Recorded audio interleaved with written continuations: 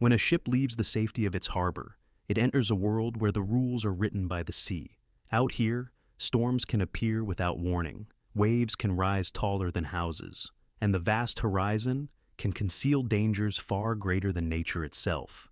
For centuries, humans have looked to the oceans as highways of trade, and for just as long, there have been those who use these waters for theft, violence, and ransom.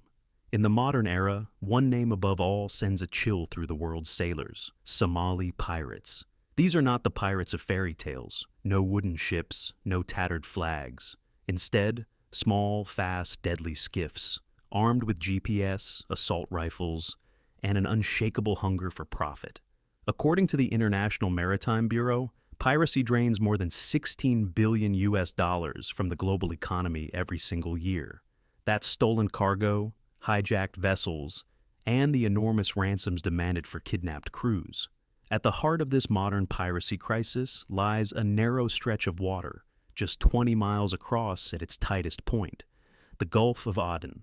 Here, between Somalia and Yemen, the Indian Ocean funnels into one of the busiest shipping lanes on Earth. Every day, massive container ships, oil tankers, and cargo vessels pass through this corridor, from Asia to Europe, from the Suez Canal to the open seas. It is a lifeline for global commerce, and to pirates, the perfect hunting ground. A pirate attack rarely comes with a warning, no radio calls, no formal challenges. It begins as a shadow on the horizon, a distant speck growing larger, faster than the waves around it. Within minutes, speedboats are circling the vessel, outboard engines roaring. The pirates shout commands, fire warning shots into the air, and throw grappling hooks toward the rails. Their aim is not to destroy, but to control. Board the ship, seize the bridge, force the crew to surrender. Once hostages are taken, ransom demands in the millions begin. But today, crews are better prepared than they were a decade ago. When a threat is spotted, the first call goes to coastal security forces. The captain orders full speed, not to outrun the pirates, whose skiffs are faster, but to create violent wakes, making boarding far more dangerous. Modern vessels are fitted with powerful defenses, water cannons, unleashing over 1,300 gallons per minute, sweeping the edges of the deck and creating walls of high-pressure water that can knock attackers into the sea. Hull-flooding wheels, churning waves directly into pirate skiffs, slowing them and making it almost impossible to keep steady.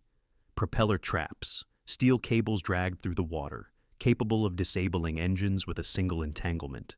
LRAD systems, long-range acoustic devices that blast focused beams of unbearable sound, forcing attackers to retreat from as far as half a mile, and in extreme cases, electric fencing along the ship's perimeter, delivering a painful jolt to anyone trying to climb aboard. One event, in April 2009, brought global attention to these waters. The Maersk Alabama, an American cargo ship bound for Kenya, was seized by Somali pirates, the first successful hijacking of a U.S. vessel in over 200 years. Captain Richard Phillips and his crew fought back. Evasive maneuvers, water cannons, even flares. But two armed men made it aboard. Phillips was taken hostage, forced into a lifeboat, held at gunpoint. The pirates demanded $2 million. The U.S. Navy moved in immediately. Warships shadowed the lifeboat, blocking its route to the Somali coast. For 4 tense days, the standoff dragged on. Helicopters skimmed the surface, sending waves into the lifeboat to slow its progress. Negotiators kept the pirates talking, buying precious time. Then, at sunset on the 4th day, 3 Navy SEAL snipers took aim. In a single synchronized volley, all 3 pirates were killed. Captain Phillips was rescued, alive but forever changed. Today, piracy in the Gulf of Aden has fallen from its peak. International patrols, advanced ship defenses, and hardened crew training have cut the number of attacks. But the threat has never truly vanished. For those who sail these waters, danger is always there, a dot on the horizon, an engine's roar, and the knowledge that, out here, survival can depend on just a few extra minutes.